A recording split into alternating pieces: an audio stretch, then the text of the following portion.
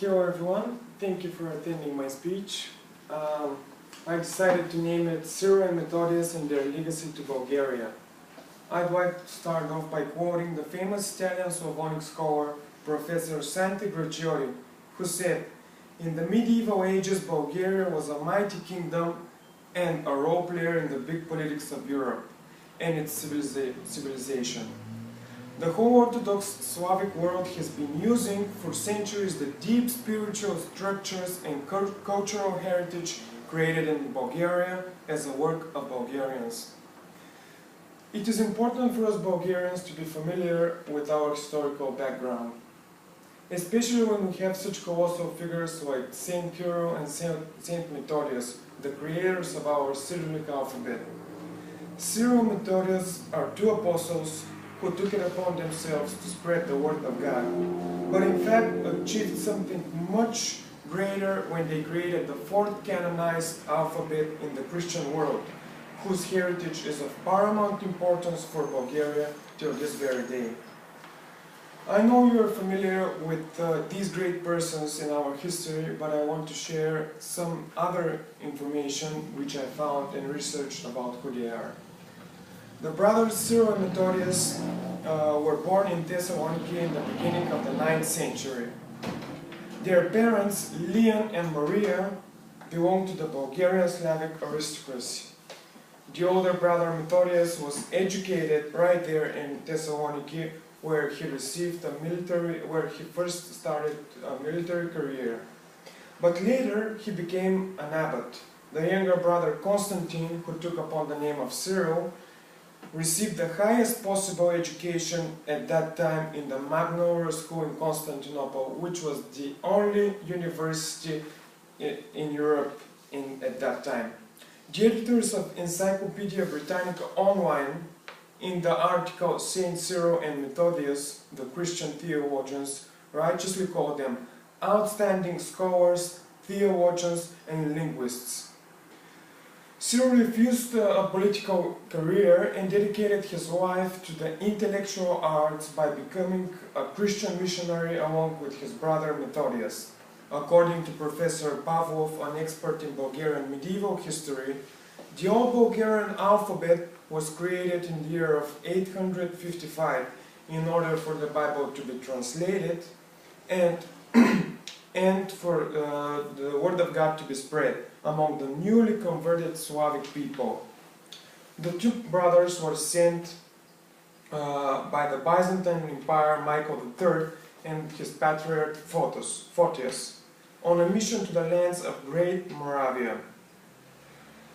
The already translated Bible and liturgy books were used by Saint Cyril and Saint Methodius so they could conduct liturgy in an understandable language for the local people and the Slavic people living there. Today we have the privilege to read and write using the Cyrillic alphabet, but do you know how and why the very alphabet came to existence? As a result of their work in Greater Moravia, the Pope invited the two brothers to Rome in the year of 866. On their way they stopped at Venice, where Cyril defended the Cyrillic liturgies against other people who were defenders of the trilingual dogma. Up to that moment, the Bible was translated in only three sacred languages: Latin, Greek or Koine, and Aramaic, which was Hebrew.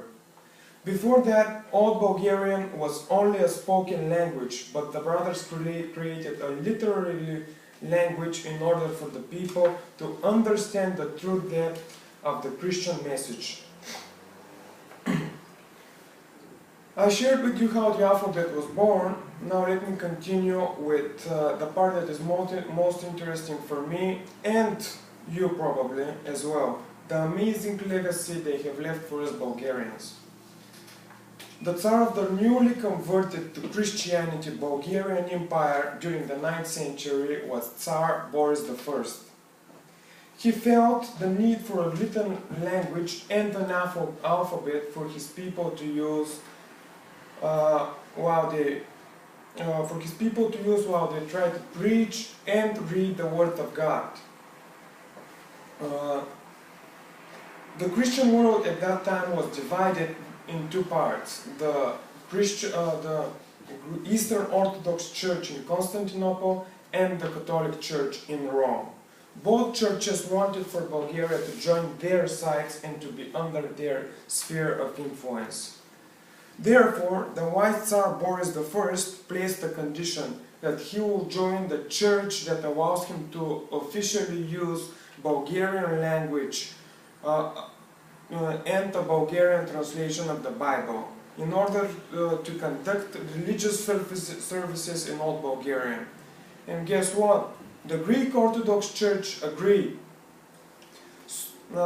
So after the death of Cyril and Methodius, Cyril died in Rome, and Methodius, while he was still working in Greater Moravia, the ruler welcomed their disciples and adopted the Cyrillic alphabet into the nation of Bulgaria. So they incorporated the Cyrillic alphabet into Old Bulgarian, and then the Bulgarian Tsar gave the 5 disciples of Saint Cyril and Saint Methodius the full freedom to continue their lifelong work as scholars in Bulgaria. For this purpose, he created 2 literacy centers. This marked the beginning of the golden age of Bulgarian culture.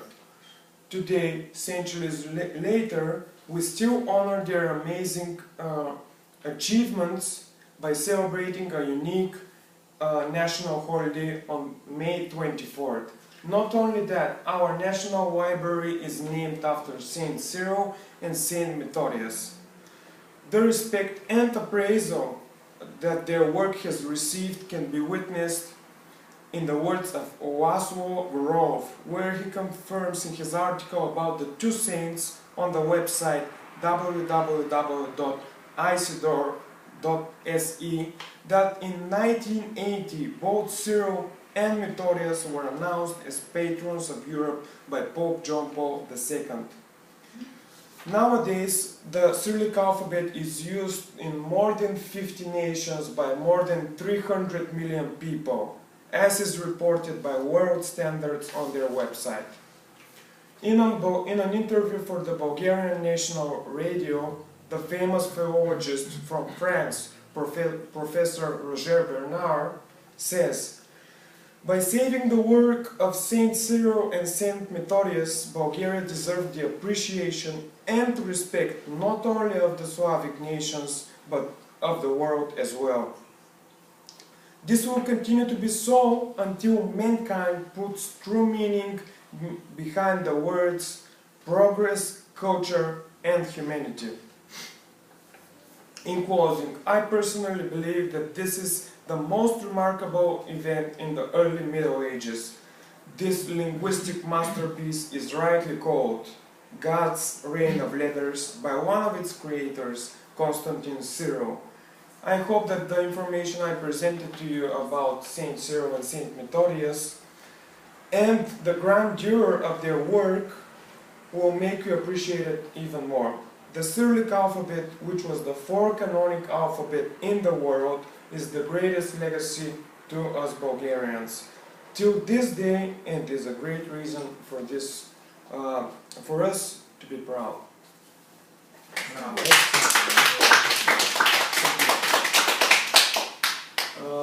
So you can ask me any questions if you feel like it. I'd like to ask a question. Do you think that if it hadn't been for Cyril and Methodius, Bulgaria would have become what it is today? Definitely not, because this could be seen. Oh, just a second.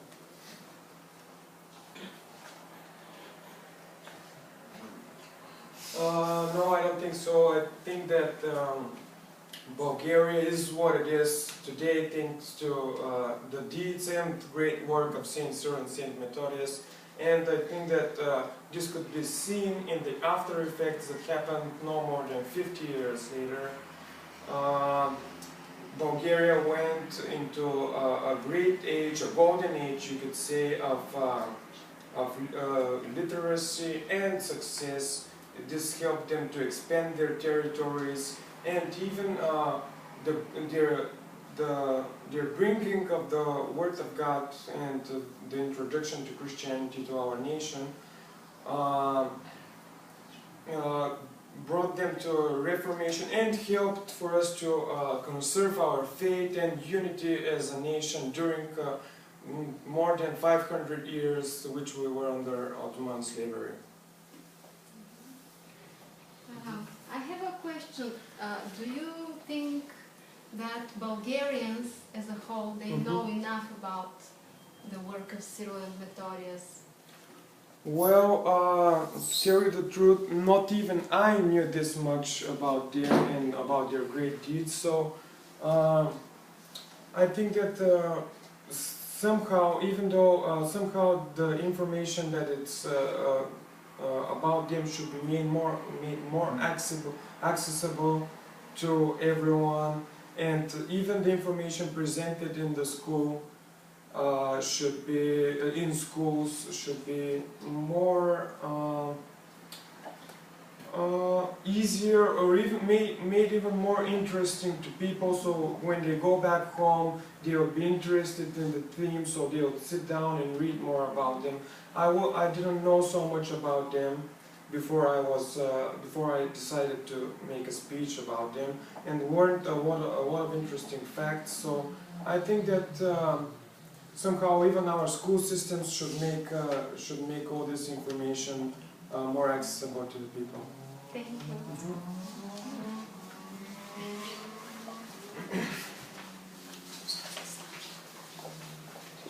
Okay, thank you, Chris, for the wonderful speech. I think we all enjoyed listening to this wonderful speech with so many details, and you have done such a great research. Thank you. And I want to ask our audience, what was the most important thing you learned about the topic? I could say that I'm quite familiar with Cyril and Methodius, but for me it was very interesting to learn that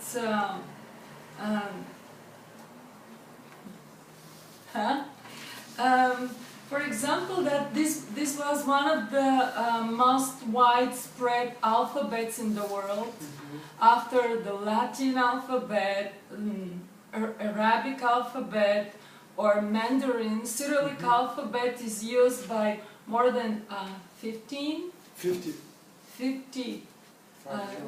different countries. So it was very interesting for me to know how widespread is the alphabet. Yes, me too.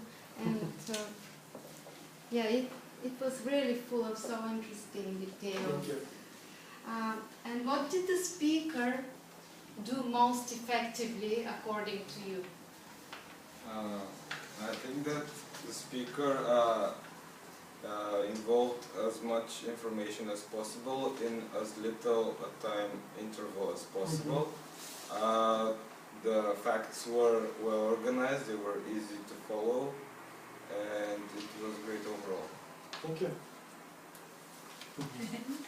Okay, and I have one more question to ask. What would you suggest the speaker to work on before his next speech? I think he did an excellent job. He needs more experience, of course, and for first time he did an excellent job, definitely. I wish just one thing, that he would, the whole information is kind of complicated, but I wish to see him more confident knowing the facts and talking about them instead of reading the facts. He did an excellent job, but I wish him to be able in the future to present the information more than by speaking instead of reading. I mean, there had to be some balance. Of course, the aids important, but if he knows more about what is written, he would be able to speak more, which is very good when you speak, you make more contact with the audience. Thank you. Thank you all. Once again, we You're enjoyed the excellent. speech. Hope you enjoyed it. Well done and a good speech. Thank you. Yeah, thank you. Wow.